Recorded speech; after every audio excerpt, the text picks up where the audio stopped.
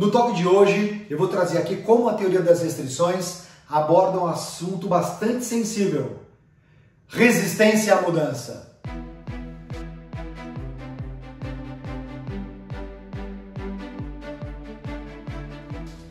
E nada melhor do que trazer um exemplo muito recente aqui, em uma situação entre minha esposa e eu. Uma bela tarde, cheguei aqui na sala da minha casa, fui pegar um café, falei: Mariana, tive uma baita de uma ideia. Eu já dei um Google, encontrei ali 2 ou 3 empreiteiros, eu vou dar uma reformada no meu escritório, porque ela falou: pode parar. Eu falei: mas como assim pode parar? Ela: não pode parar, porque na minha visão o seu escritório é ótimo, não tem por que mexer no seu escritório. Ou seja, eu já queimei a largada. Por que queimei a largada? Porque a primeira camada de resistência à mudança da teoria das restrições é a seguinte: discordância quanto ao problema.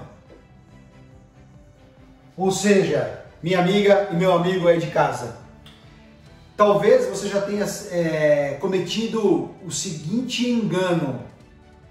Você teve uma ideia, aí você chegou na sua empresa, seja para o seu colega de trabalho, para a sua equipe, para o seu superior direto, para quem quer que seja, falou: nossa, eu tive uma ideia, pá, pá, pá, pá. E as pessoas começam a se ajeitar na cadeira, a pegar um copo d'água, ficarem um pouco incomodadas com a sua ideia. Sabe por quê? Porque não houve concordância quanto ao problema. Então, o passo 1 fundamental é a concordância sobre o problema. Mas voltando aqui para a minha situação com a minha esposa. Depois de alguns minutos de conversa, eu e ela concordamos que de fato requer uma arrumação aqui no meu escritório. Só que nitidamente ela estava desconfortável com o fato de eu ter dado um Google e encontrado 2 ou 3 empresas, 2 ou 3 empreiteiros. Ela falou: não, Fabiano, você esqueceu o seu João. Seu João é o zelador aqui do nosso prédio. Ele já fez algumas outras coisas aqui no nosso apartamento e ele faz um serviço limpo, um serviço de um bom valor, ele cobra um valor justo, fica direitinho. Ou seja, qual é a segunda camada de resistência à mudança? É a discordância quanto à direção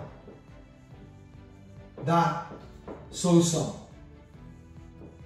Ou seja, qual é o segundo passo fundamental aqui? Passo 2 é consenso. Consenso quanto à direção da solução. Ok? Então, Mariana e eu concordamos em relação ao problema e concordamos em relação à direção da solução. Qual é a terceira camada de resistência à mudança? Enquanto nós estávamos conversando, ela começou a comentar assim: poxa, Fabiano, mas nós moramos aqui num apartamento antigo, deve ter não menos do que uns 40, 45 anos o apartamento onde nós moramos, então as paredes são muito largas. Não, poxa, Fabiano, mas ainda nós vamos continuar você vai continuar com um problema de internet. Além disso, nós moramos num andar alto, tem a questão do vento, de que você não consegue... Eu falei: pera um pouquinho. Deixa eu deixar claro para você. A minha maior necessidade em relação aqui no meu escritório é esta. Ela falou: ah, entendi. Então, de fato, essa solução que você está propondo vai resolver esse problema. Ou seja, qual é a terceira camada de resistência à mudança? É a discordância que a solução de fato vai resolver o problema. E aí, quando eu deixei claro para ela que de fato qual era o ponto, os poucos pontos de que a reforma ia me atender, qual é o passo 3? É a concordância de que a solução vai resolver o problema. Ok. Qual é a quarta camada de resistência à mudança? Quando nós consensamos que nós vamos trazer o seu João, etc., ela falou, poxa, Fabiano, mas nós temos uma nenê pequena aqui em casa, a Maia, de 10 meses. Poxa, eu acho que a poeira, o barulho, o entra e sai aqui, etc., vai incomodar a Maia. Ou seja, qual é a quarta camada de resistência à mudança? É a preocupação com os efeitos colaterais negativos. Ou seja, aí, conversando com a Mariana, ela mesma deu a seguinte ideia. Olha que eu estou falando de propósito isso, hein? Ela mesma deu a seguinte ideia. Sabe por quê? Fazendo um parênteses, sabe por que ela mesma deu a seguinte ideia? Experimenta perguntar para alguém por que não dá ou qual o efeito colateral negativo e pergunta para a pessoa assim, poxa, mas o que a gente poderia fazer nessa situação? Muitas vezes a pessoa que traz o efeito colateral negativo, ela também traz, poxa, mas se isso acontecer, a gente pode fazer isso, isso, aquilo. Ou seja, qual é o passo 4? Se eventualmente o efeito colateral negativo pode acontecer, a solução ela deve considerar esse efeito colateral. No caso aqui, por exemplo, o que a gente fez? Não, tem que fazer parte da solução a gente comprar uma tela XPTO, colocar no quarto da Maia. Em relação ao barulho, qual é o horário que a minha filha geralmente dorme e assim sucessivamente. No horário do almoço dela, aí as pessoas que vão estar aqui em casa também vão almoçar e assim sucessivamente. Ou seja, a solução, ela deve o quê? Ela deve considerar, ela deve prevenir os efeitos colaterais negativos. Qual é a quinta camada de resistência à mudança? Quase que dei um spoiler na quarta, na caneta, que é a seguinte, minha esposa sempre fala, não faz com a caneta que um dia vai cair, caiu. Ela falou o seguinte, maravilha, concordamos em relação ao problema, concordamos em relação à direção da solução, concordamos que a solução de fato vai resolver o problema, concordamos também, já teremos os efeitos colaterais negativos, só que a gente não tem grana. Ou seja, qual é a quinta camada de resistência à mudança? Obstáculos que vão inviabilizar a solução. Eu falei, não, Mariana, você esqueceu. A gente tem um conjunto de canetas importadas que a gente comprou na nossa última viagem para Birigui. Se a gente vender, a gente consegue fazer a reforma lá. Eu falei, então ok. Então, qual é o quinto passo fundamental? Nós vamos ter que fazer o quê? A solução, ela tem que superar os obstáculos, os eventuais obstáculos. E mais uma vez, aquela parte do spoiler. Tenta perguntar para uma pessoa que te traz um obstáculo, cria obviamente um ambiente propício para isso, né? Depender do calor da emoção. Lembra no outro vídeo que eu te falei? Quando você percebe que a pessoa está saindo do prumo, geralmente quando ela acha que você é surdo, né? Ela aumenta o tom de voz. Mas dito isso, voltando, pergunta para ela, poxa, não dá por causa disso. Puxa vida, hein? O que a gente podia fazer para dar? Geralmente ela mesma vai te dar a escada. Então, esse é o quinto obstáculo, ou a quinta camada de resistência à mudança. Qual é a sexta camada de resistência à mudança? A sexta camada de resistência à mudança é quando você olha bem nos olhos da pessoa e você não faz a menor ideia o que ela está pensando. Ou seja, são os obstáculos não verbalizados. E como superar isso? Realmente, muito provavelmente são questões políticas, questões comportamentais, e aí que requer algumas outras ferramentas da própria TOC e não necessariamente da TOC.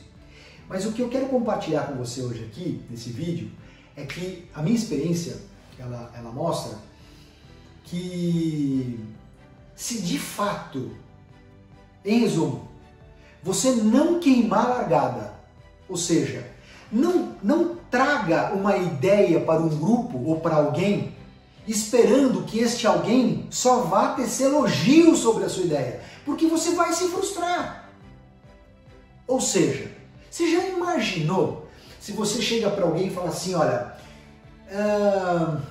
eu estava pensando aqui e eu acredito que isto aqui é um problema. O que você acha?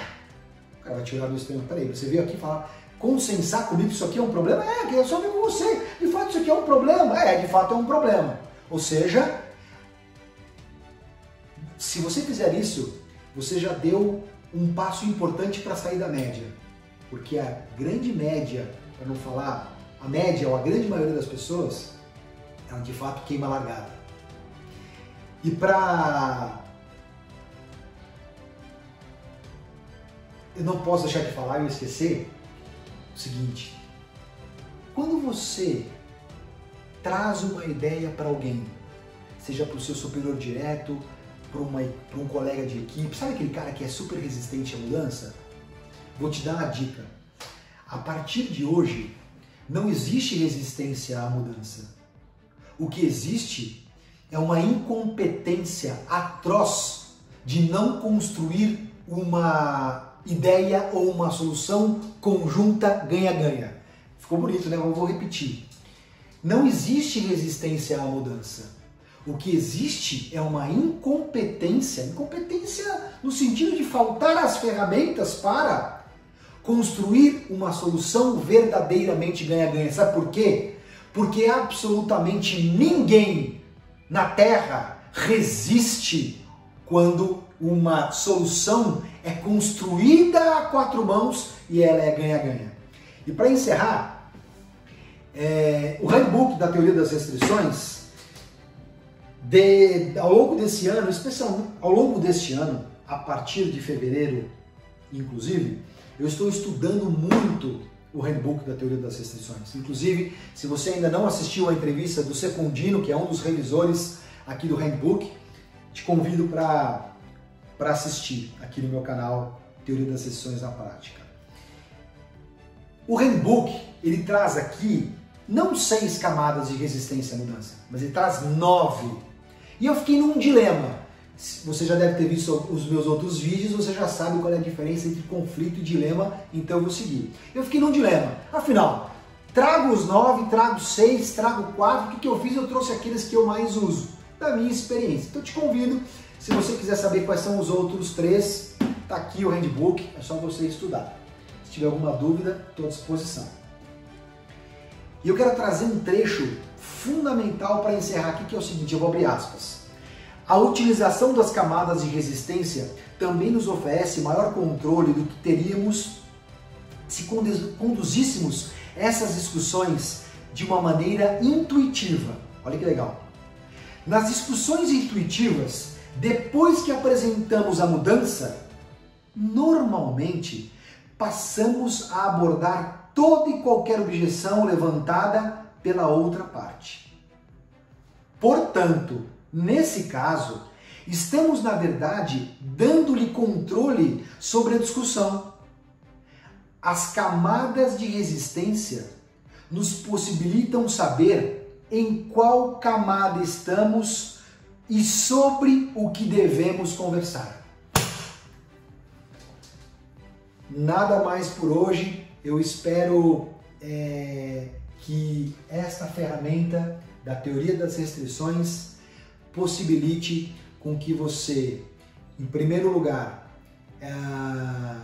não queime a largada, que você vá passo a passo construindo uma solução ganha-ganha e mais tornando as suas ofertas, as suas soluções irrecusáveis. Até o próximo vídeo.